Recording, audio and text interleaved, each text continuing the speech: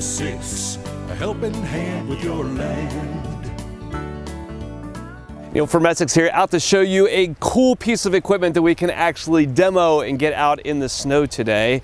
Some months ago, we would have done a review on the Kubota RTV-1100 and its powered front hitch, where we could do things like blades and brooms and snow blowers. Have the opportunity though today to actually get out and run some of that stuff, not just a machine headed out of here, but one that's actually used that we can get dirty for you today. Come along with me here. We're gonna go out and blow some snow and show you how this thing works. But the past video would have explained in a lot more detail exactly how this whole setup works, but essentially you can get two different versions of a hitch out the front of the machine here. One that's mostly going to accept things like blades, and then this version that's going to be PTO powered. You have this little pack here on the front that gives you hydraulic outlets that can work various functions. In the case of this machine, I have a hydraulic rotator here for a snowblower and a hydraulic cylinder up here in order to operate my spout. Getting power out here to the front is a simple gearbox that's added between the engine and transmission that drops power down and then out the front. So you'll notice on the inside here, this machine actually has a PTO switch just like a tractor would in order to turn this on and off. And then like a snow plow in a big truck or tractor, you've got a joystick control in order to operate all these additional functions. Operationally inside the cab, there's a few things here that are obviously atypical, right? Stuff you're not gonna find in a general RTV that's installed when you put on things like these front attachments. When you put the PTO kit in, that's gonna come along with a hand throttle kit. So I have a little knob down here on my left-hand side that I can either turn to make small adjustments, or a little button where I can push down and lift the knob in order to make large and quick adjustments. So I can be at idle, turn my snowblower on, and lift that thing right up and go right to full throttle very, very easily. On the left-hand side over here, you have a control stick that has a whole series of buttons on it. In the case of this machine, nicely labeled, to be able to raise the hitch up and down, move my spout up and down, rotate my rotator left and right. And in order to put this thing in float, you do a combination of the button here at the bottom and a trigger up here on the front that will turn on a little green light up here to tell you that you have your implements in a float position. All right, running the RTV-1100 with its snowblower. I'm gonna start this guy up and actually go and clean some of the snow here from our upper equipment lot.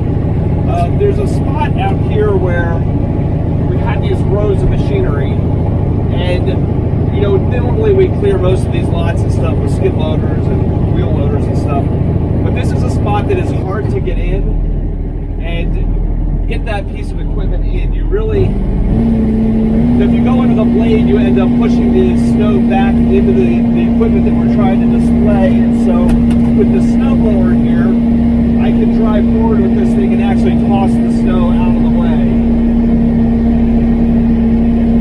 So you see, as I creep forward here, I have the ability to rotate the spout from left to right, and then also shoot here to move it up and down. And we've got this function here that will raise or lower the entire unit. This also has a float, so I can drop this into a float position and basically just start driving. Start clearing my snow. Now, one thing we've had to coach people with on this is, you know, these are machines that will go 25 miles an hour. You cannot blow snow at 25 miles an hour, right? You've got to be able to do this at, you know, a reasonable snowblower speed. Now, generally a machine like this is foot throttle controlled, right? In the course of this machine, I've got a hand throttle kit in order to be able to run the RPMs up the entire way, so get this snowblower moving as fast as what we can. Sitting in here, I've got the heat on and it's warm. When the wind's blowing and I'm getting snow back on me, it's on my windshield. With the wiper on, I can have the radio if I didn't have to talk to you guys. If there's any learning curve involved here, it would be my multi-function remote has a lot of buttons on it, right? There's a lot of functions here that this thing can do. The prior owner, this is a used machine, was good enough to go through and actually label all the buttons on here so that I know what I'm doing and I have a good reference. But there is, it can do a lot, right? With all these buttons, it takes you a moment to sometimes sit and think about what you need to do. If I have any complaint, the one thing that we notice with these, and I'm traveling back and forth here, when you have the machine raised up a little bit, or if you're at lower RPMs, you can hear some chatter out of the drive line.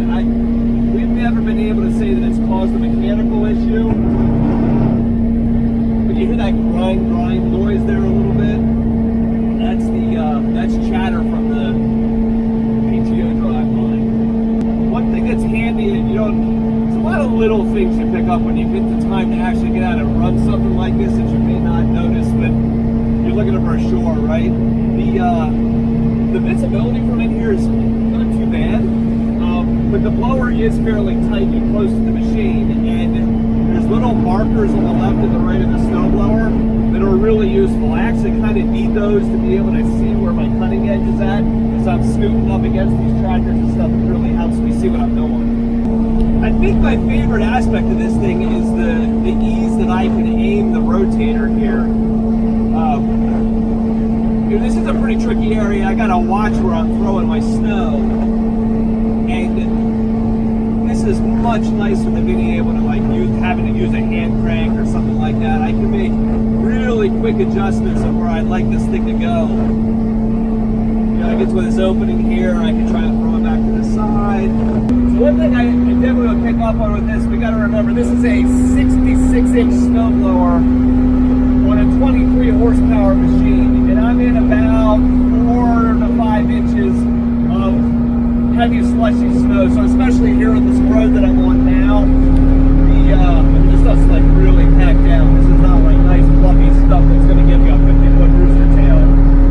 But that said, I'll find the limits on how fast I can go here pretty quickly. So when I start to travel too fast, I can start to see feel the machine slow down, right? It only wants to go so quick. So it's interesting when you see the stream coming out of the snowblower in here. It gives you a really good indication for how much volume the thing's handling, because that stream will vary between being, nice and thin, and when I start going, there's about a 4-inch solid stream of snow coming out of there. So I think one thing you want to remember on a machine like this is, it's a utility vehicle. You go 25 miles an hour, you're kind of used to that. But that's something you can't do with a snowblower, right? So you certainly can go fast enough that you find the capacity of the blower, but you are going to find it, right? I mean, that is moving a ton of snow, on 66 inches of it at a time, and right now I'm traveling 4 miles an hour, and you're only going to go so fast. If there was any feedback that we've heard from customers that have run these things, it's that speed issue, right? 23 horsepower, and you're only going to move so much snow so fast, so you kind of moderate the speed of the machine based upon what you hear the engine doing. And even just listening here, you can hear it as I drive and the revs go up and down. And I'll tell you, watching this thing move snow is really cool. And I love the precision right there. Like coming past this track loader, I very easily can look and pick where I want this stuff to land. So this thing is a blast. Really fun, great, cool piece of equipment to operate, and really occupies an interesting bridge. There's a lot of people out there that when they look at the tasks to do around their property could probably do quite well with, say, a zero-turn mower in a utility vehicle as opposed to, say, a tractor for a lot of applications. And if that's you, this is something that you might actually want to consider. These machines are capable of doing a lot more than just driving around, and there's a lot of tractor technology in this machine that makes these implements actually work surprisingly well. So shopping for a piece of equipment like this, or if you have parts or service needs that we can help with, give us a call at Messick's. We're available at 800-222-3373 or online at Messick's.com. Austin was out in front of the store, and he went and took a scoop shovel and shoveled down around the door and made a pile for me to go push off. And I had the blower on and I didn't realize it, and I blew his pile right back in front of the front door.